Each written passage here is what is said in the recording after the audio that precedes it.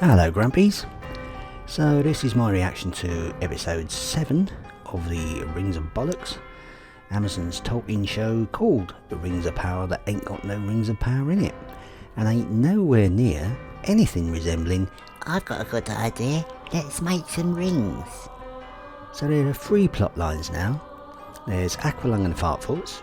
God only knows what they've been doing. They've been buggering about picking daisies or something. There's Laurel and Hardy, Yorin and Belendrond. They're mining for Mithril and they're going to wake up the Balrog. And then there's Lady Boss and Legolas the Brown, hunting orcs and desperately seeking Sauron. And none of these 3 plot lines have got anything to do with the others. They're not connected in any way.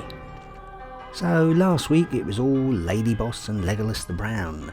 Lady Boss and her gang went from Numenor to the Southlands to help all Bran be king, only to royally fuck it right up. Dracula got the Death Sword, give it to his henchman Balrog, who used it to blow up the volcano that becomes Mount Doom. Quite how water makes a volcano explode, I don't know. Wouldn't it just make a lot of steam? So, some point in the past, Sauron went all hooded claw, dammed up the river with a built-in gizmo that only the Death Sword can open.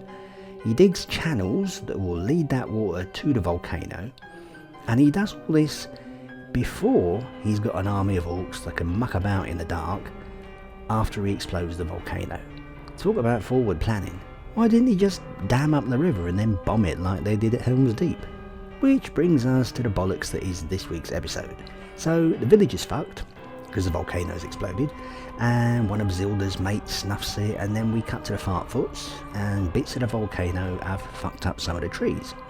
And Aqualung, Gandalf Anderson, who could hardly fucking speak last week, now he's fluent in fucking Elvish.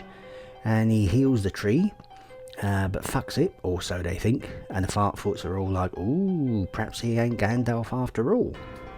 Then we cut to Belendrond, who's buttering up the Dwarf King to get the Mithril mining done, which we all know is going to happen. So when the Dwarf King says no, Dwarf King says no.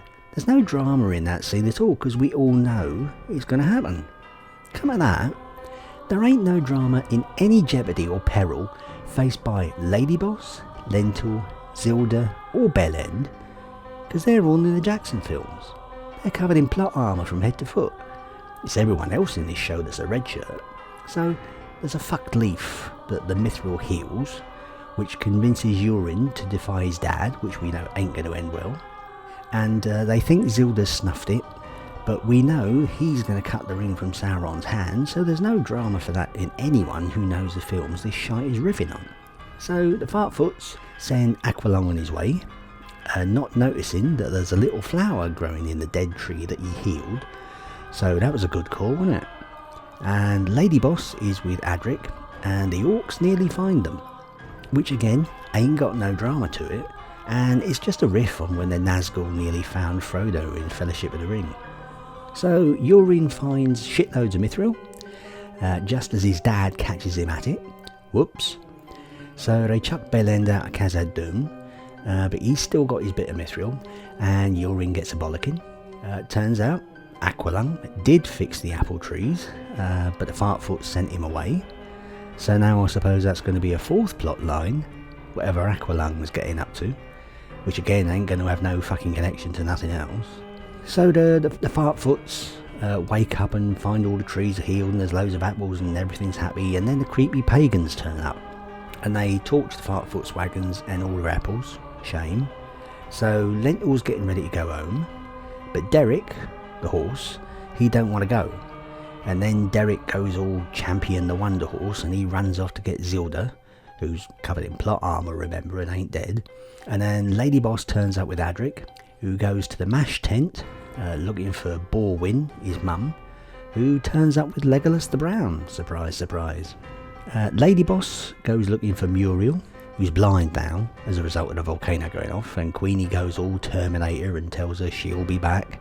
And Lady Boss takes all Bran to Phil Gaydad, because he needs the elves equivalent of Dr. McCoy to fix him up.